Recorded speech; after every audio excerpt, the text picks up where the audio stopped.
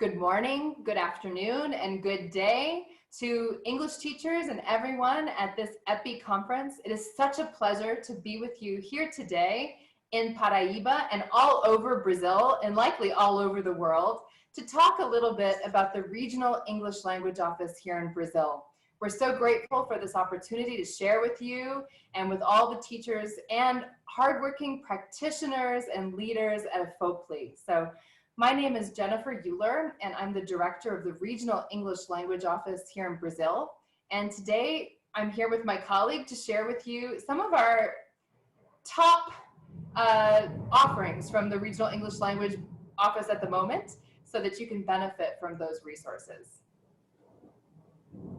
Would you like to introduce yourself, Helmara? Yes. I'm really happy to be here, and presenting with Jennifer about what we have to share in the RELO office. And it's a pleasure to meet people from Paraíba, people from the Northeast, and colleagues from different regions of the country, because now we are online, right? And my name is Helmara, as Jennifer mentioned. I'm the Deputy Director of the Regional English Language Office, and it's a pleasure to work with Jennifer and share this closer look, okay, to our activities. Yeah, if you're not familiar with the Regional English Language Office, we work with the U.S. Embassy and consulates in Brazil. We're one of 25 offices worldwide, and we have a number of free resources and materials that include academic expertise through English language specialists like Julie Hammock that you will hear or you have heard today at EPPI, as well as online resources, websites. There are so many things we could share with you, thousands and thousands of programs and aspects of our website, lesson plans, music. And today, Helmara and I decided that rather than overwhelm you with everything, we would tease you with two of our favorite things by taking a closer look at what these materials are and how you might use them in your everyday practice. Should we get started, Helmara? Yes, let's go ahead. I'm really anxious to share, these ideas with our teachers. All right. So I don't know about all of you, but I love podcasts. I listen to them when I go for a walk. I also listen to them when I'm doing the dishes or I'm around the house. I'm a knitter, so I listen to podcasts when I'm knitting. And I used to listen to a lot of podcasts when I was traveling around Brazil. But it's a place to receive really good information, entertainment, as well as news. And the Regional English Language Office, we have a new podcast. And this is really exciting. We're working together with the University of Texas in Austin. And we created a podcast specifically for speakers of Brazilian Portuguese who are learning English. And the name of the podcast is Slice of Life, and you can find it wherever you get your podcasts under Língua da Gente, Slice of Life, so Spotify or some other aggregator, iTunes. I use an RSS feed, but there's really a lot of interesting material there, both linguistic and cultural. So it's an exciting new resource from the Regional English Language Office in Brazil that's special for all of you. Jennifer, I have a question there. How was Slice of Life born? I mean, the idea, how did it come up? This is a great question because Slice of Life was born out of the pandemic. Many of you know, I love learning Portuguese, and I learned Portuguese before I came here. And the University of Texas in Austin has a wonderful linguistics department that focuses on teaching Portuguese as a foreign language.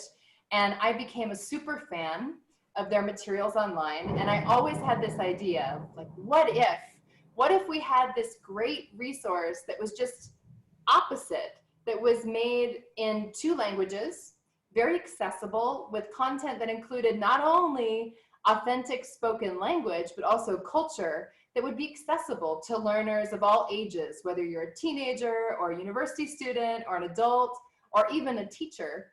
And so in the early days of the pandemic, we were thinking about how to move online, how to move our face-to-face activities digitally. And I wrote an email to the creators of this Portuguese content. And I said, hey, what if we thought about creating a special podcast just for Brazil to help people learn English? And lucky for me, everyone at UT Austin was extremely enthusiastic. Orlando Kelm, who's the head of the department and our key contact for this project, was enthusiastic and said, that's great. And then we spent a lot of time working with the mechanics and the bureaucracy to make it work. But our first episodes came out about 5 or 6 weeks ago. And we have 6 episodes currently, probably more by the time that you watch this. But it's a brand new project that was created because we know people are spending time at home, and they need resources to learn English when they don't have class. And even if they do have class, they need extra practice outside.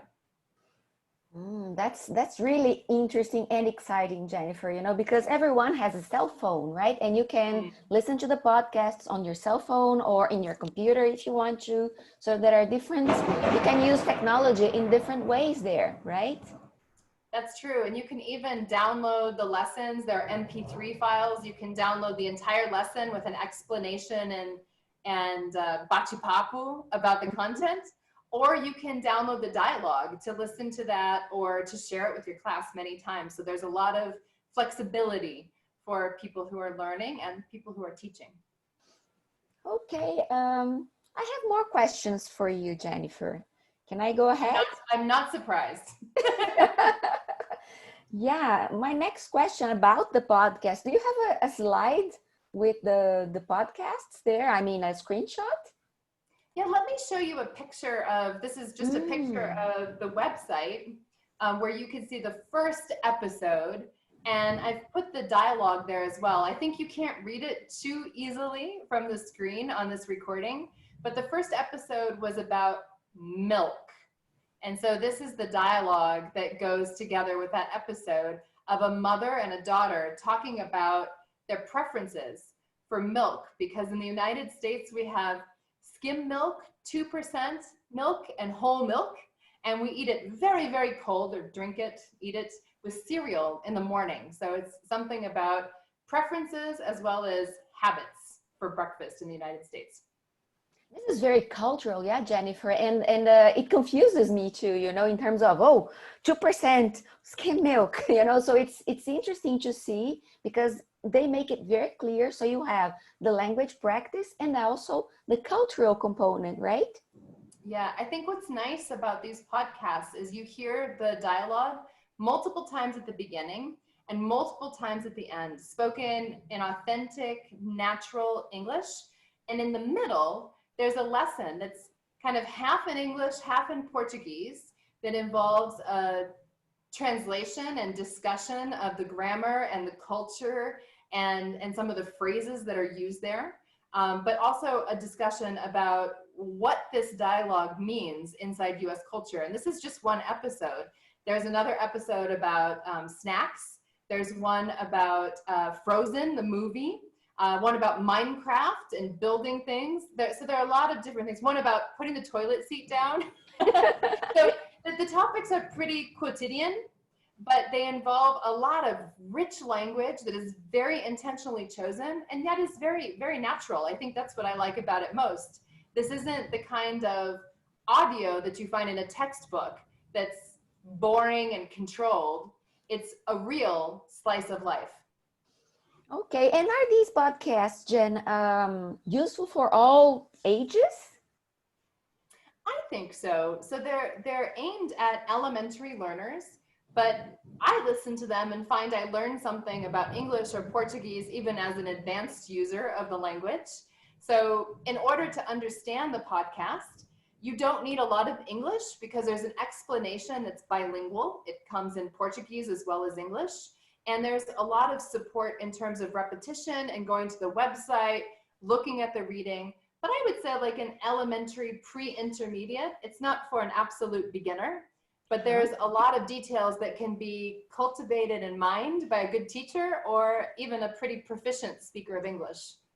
Okay, that's great. So learners from different ages can take advantage, you know, and I like this cultural piece, you know, because there is a lot there to find out. You're learning the language, but you're also getting to know this piece that you mentioned, you know, the routine, you know, what does, let's say, a regular American do, you know, in terms of, for example, breakfast. So this is a nice source for sure. Yeah, I And think that Orlando talks about in this podcast episode that he had Brazilian visitors in the United States and it was breakfast time and he brought out like 20 boxes of cereal to choose from. And the Brazilians took out their cameras to take a picture because it's not a common breakfast food here. You can buy cornflakes, but they're both expensive and there's not a lot of variety. But in the United States, you find an entire portion of the supermarket has only boxes of cereal because we take our morning cereal pretty seriously. that's so interesting. But I was just thinking now about teachers, right? How can middle and secondary school teachers, I mean, teachers in Ensino Fundamental 2 and Ensino Médio, for example, make use of these podcasts in their teaching practices? What would you recommend? Well, I know you're a teacher at heart and I am too. So that's also where my mind goes is like, what a great resource for supplemental learning and supplemental teaching. I think it could be used by those that are tutoring English or inside the classroom. One really nice feature is you can pre-download the material and look at it online or offline. So depending on where we are in this new normal, it's a useful and very flexible tool. I think you could use it in lots of ways. So I kind of made a brainstorm about this milk episode and how I would use it as a teacher. Mm-hmm. So, I mean, obviously we could have a cultural discussion about breakfast and about what kind of milk is sold in Brazil versus the United States, how people like to drink it or eat it or when they consume milk. So we could have kind of a little bit of a discussion about that. But I think if I were a teacher, I would use it for the language. And I would use it for the language because it's so natural and it's not controlled like a textbook is controlled. And these dialogues are short. So they're just 2 minutes of dialogue. So it's something easy to digest. In this particular episode, I think I would focus on phrases. So there are phrases used here like, you know, and wait a sec, and others, ick, the only way to go, that are very colloquial and used very frequently in spoken American English. And so I would talk about those and have a discussion. I think I could also focus on grammar. There's a lot of emphasizing and comparing that's going on in this particular dialogue. Too cold, the colder, the better, freezing ice cold milk. So to talk about how to emphasize and how to make those comparatives and superlatives. There's some nice vocabulary contrast that is emphasized in the dialogue, the lesson when you listen to it. For example, the word pretend, that isn't a one-to-one translation from English to Portuguese. I think here it's used like, let me see, don't even pretend that skim milk is real. And it's a different usage than the verb, for example, fingir in Portuguese. I think that's interesting. It could be built into an exercise.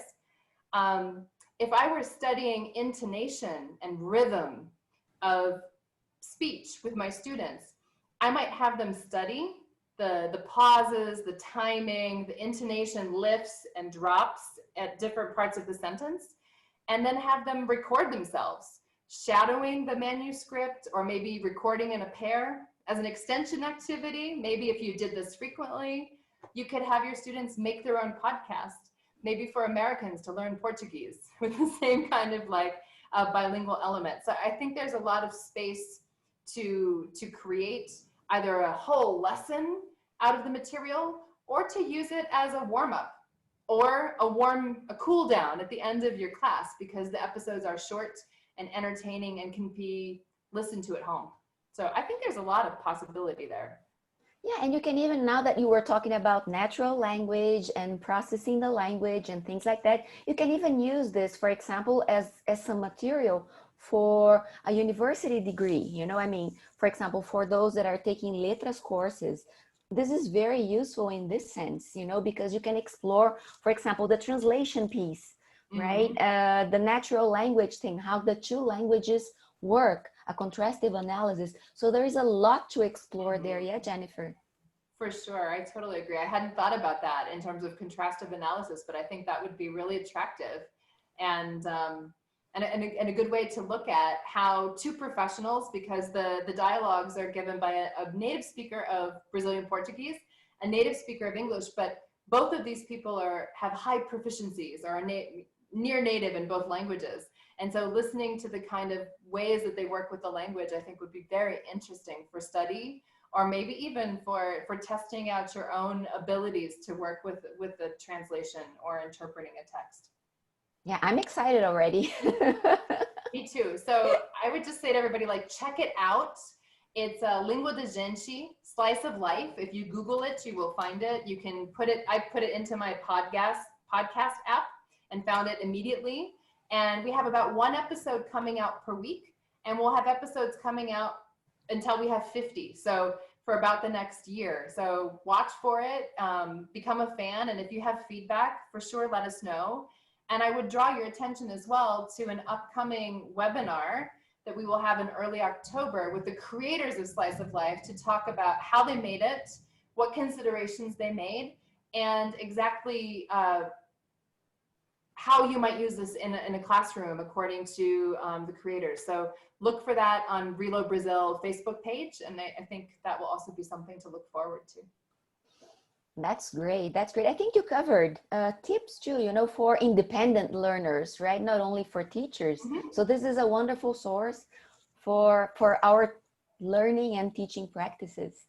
Absolutely. I love it. So, well, Helmara, speaking about technology and kind of opportunities during the pandemic to learn in new ways, I know that you're a big YouTube fan, particularly of the American English YouTube channel. And, you know, tell me more about that. Like, why are you a fan? What makes this so exciting for you? And what is it exactly? You know, Jennifer, I think I really like this channel, right? American English on YouTube. I think they've done a wonderful job. And as you mentioned about, you know, the you know, slice of life creation, the pandemic thing, you know, and the ideas, I guess that our colleagues, you know, in the Office of English Language Programs, they also decided to focus on this in a sense of compiling playlists, reorganizing some information there. And now that everyone is online, this is a wonderful resource for our, you know, professional development too, okay? Because American English on YouTube has resources for students, yeah, for learners, but it's also a wonderful resource for teachers, right? So there are 721 videos there. It's a lot, right? So you have different perspectives, different objectives. So it's let's say it's a world for teachers and learners to explore. But for us today, right, I decided to focus on one of the playlists we have in there. They kind of organized a list, okay, for it's kind of a deep, let's say, analysis on things that are used for teachers, are useful for professional development for teachers, okay? And they gathered by topic. So if you take a look, there are 16 thematic lists, and here on this screen, we have a little cut, you know, of everything that's available. You have these 16 lists, and 3 of them are tips, okay? So my focus here is on tips for podcasts, right? Because we have 2 short videos there. They were recorded and prepared by Jeff Kuhn, the specialist you have there in the picture, okay, in which he focused on the use of technology, in this case, podcasts in the classroom. Okay, so in the first one, he focuses more on what the podcast is, how teachers can benefit, the podcasts that are available, okay, and they are all open resources. The ones that he mentions are all there and can be used by teachers, by learners. And then in the second part, okay, that's also short, like 10 minutes, he guides us on how to create a podcast, Okay, so it's not something that you need all the technology you can think of. You can do it, right? You can, with some guidance, you can make it happen, right? So this is very interesting in my, in my perspective. It's such a nice compliment to talking about slice of life and then podcasting for the classroom, Almada. I can see the direct connection there.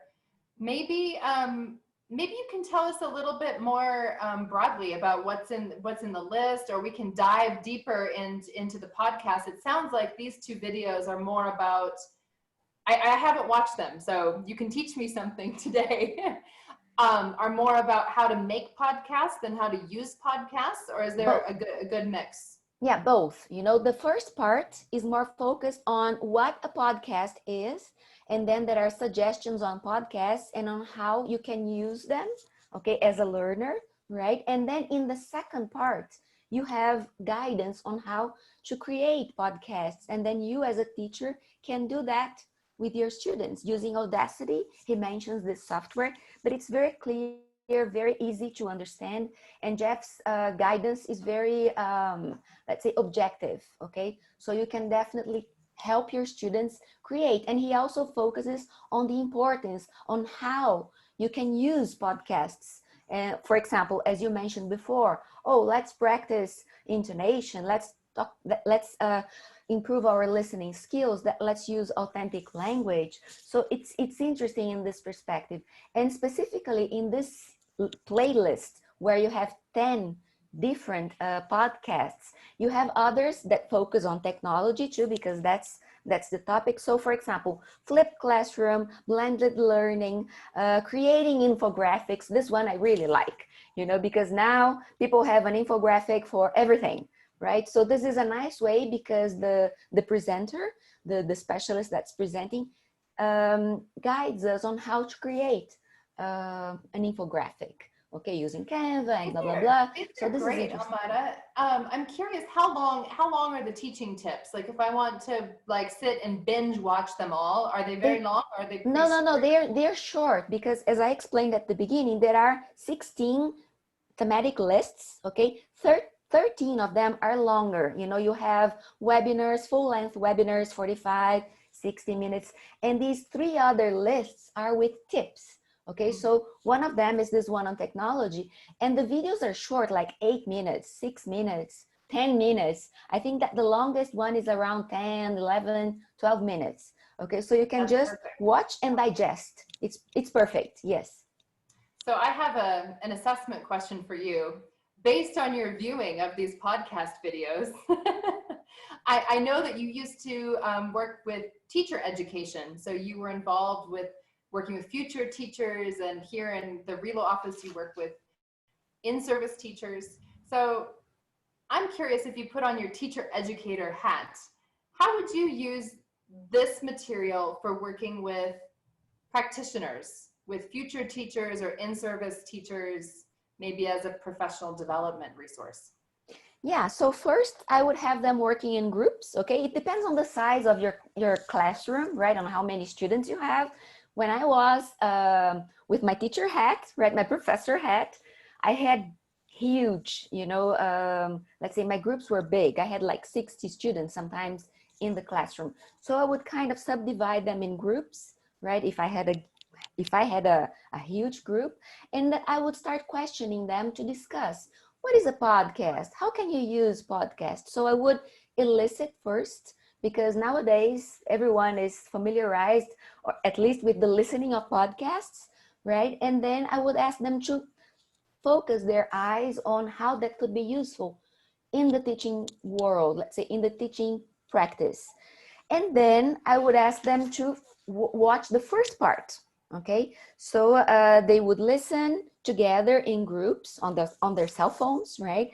And they would explore a little bit what Jeff Kuhn gives us, right? And explore the ones available, because in the first video, Jeff mentions many of them, like NPR, Voice of America.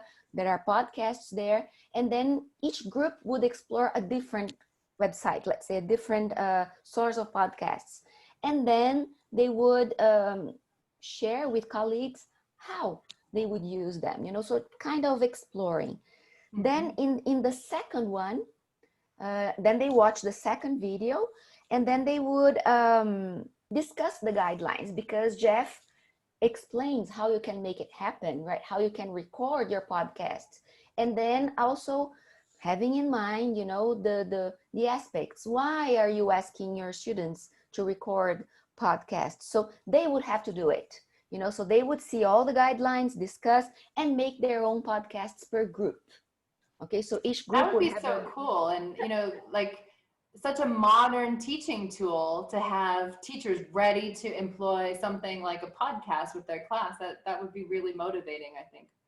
Yeah, and after they prepare their own podcasts, I would put them to think and reflect on how they would use this with their students. You know, it's like a cascading thing, right? So them in the teacher role, you know, as teachers, how would they convince and how would they have the buy-in of their students? Think of elementary, you know, Fundamental 2 or Ensino Médio students. How would you how would you motivate them?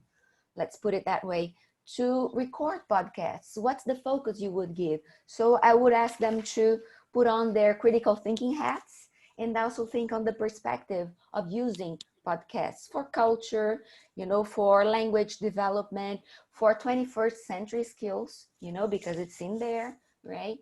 And that's it in broad terms, Jen. That's really wonderful. You know, I think podcasts are a great form of professional development for teachers who are in a rush, because you can listen to a podcast in the car, or like I said, I listen to podcasts when I'm doing dishes or cooking. And I know EFOPLI has an excellent podcast with interviews with some of the best practitioners in the country. And there's also a podcast from one of our alumnus, Access alumnus, called Here, There, and Everywhere. And there's another one called TEFL Commute.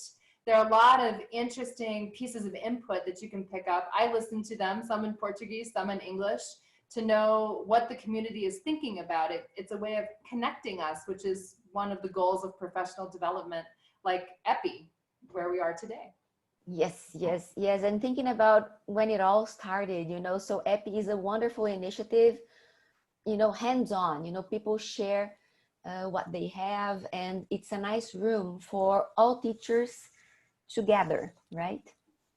It is, and I think this is going to be an epic EPI with lots of participation internationally. So maybe I'll move the slide here for a second. I just want to mention in closing that I know we're at the beginning of October, but the Regional English Language Office has one other digital activity for all of you and your students. It's focused on Ensino Fundamental 2 and Ensino Médio, but it's in Olimpiada de Inglês, or an English Olympics, and it all takes place on your cell phone via the perfect app for Brazilians, WhatsApp, because I know that we all use it all the time, where you can participate in a friendly competition, a cultural activity, and it's really great. There are different levels. It's based on participation. Students can opt in. Teachers can enroll their classes to compete against other classes. There are prizes. And for me, from my part in the Regional English Language Office, one of the most exciting pieces is this year's theme for the Olimpiada de Inglês is the future of work. Because we know many teenagers, they don't understand why English is important or why you might learn it. And so there are 20 young professionals who have used English to generate new ideas, to be successful in their lives. They are leaders, they're influencers, and they will form the content of the Olimpiada, talking about their stories and how they got where they were going. And so it's a great way to practice your English in a way that's fun and interactive. You can record voice messages, you can type in answers, there are multiple choice, but also to participate in something that is happening around the country. You can join now, it's not too late. It's going to happen the entire month of October, and I would encourage you to be part of the excitement. You can find out all the information you want to know, answer all the questions you have by going to the website olimpiadadeingles.com. Yes, right. Yes, that's it. And it's really great. So I think last year we had a lot of success. We're partnering with Chat Class, which is a wonderful ed tech startup based in Sao Paulo, who really has a social mission to democratize access to English. So please consider taking part. And we would love to see you there. More than anything, Helmara and I today have taken a closer look at the Slice of Life podcast and also at the American English YouTube channel. But there's a lot more to our office. We'd like you to explore. You can use your phone right now and take a picture of our QR code, or you can visit our U.S. Embassy website. You can find us on Facebook, or you can send us an email at relobrazil@state.gov and sign up for our newsletter. We would love to hear from you. Helmara, do you have any final words? Yeah, just to wish, everyone the best of luck, right? First at EPPI, right? I think it's going to be a wonderful experience for you to learn from peers and share your knowledge with colleagues in the field and hear about the Olimpíada de Inglês. I think it's going to be very, very exciting to join, motivate your students. And now with the pandemic, I think this is a wonderful tool to motivate engagement amongst your students, right? So you will create your groups, you will prepare them. So this is a nice way for you to start reconnecting a little more and instigate them to come to this virtual world and using WhatsApp. If you're shy, if you're a shy student, or teachers are not shy in general, but if you're a shy learner, no concerns. You'll be talking to a robot, okay? So there's no problem with that. It's a wonderful opportunity, Jen. So thank you so much. It is. So everyone, be sure and check out our website, be in touch, and we will see you soon. Have a great conference. Have an epic EPPI. Thank you very much and have a wonderful day. Okay, bye-bye. Ciao.